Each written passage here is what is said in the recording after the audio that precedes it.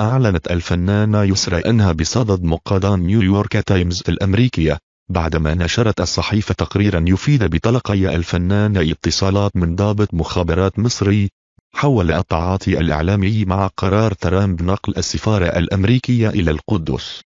وأعلن نقيب المهن التمثيلية المصري أشرف زكي أنه سيساندها في بلاغها المقدم ضد الصحيفة الأمريكية، موضحا أن النقابة ستتضامن بكلقوتها مع الفنانة. وقال زكي في مداخلة هاتفية مع الفنان تامر عبد المنعم مساء السبت في برنامجه المذاع على قناة العاصمة الفضائية إن نقابته ستقف إلى جانب يسرى في مقاضاة هذه البرامج التي تلعب ضد مصر. وكانت الصحيفة الأمريكية نشرت تقريرا أمس السبت يشير إلى امتلاكها تسجيلات صوتية قالت إنها لضابط مخابرات مصري يدعى أشرف الخولي مع 3 مقدمي برامج حوارية هم عزمي مجاهد وحساسين ومفيد يحثهم على الترويج لموقف يتضمن القبول برام الله عاصمة لفلسطين بدلا من القدس. ونفت الهيئة العامة للاستعلامات في مصر التابعة للرئاسة المصرية في بيان اليوم الأحد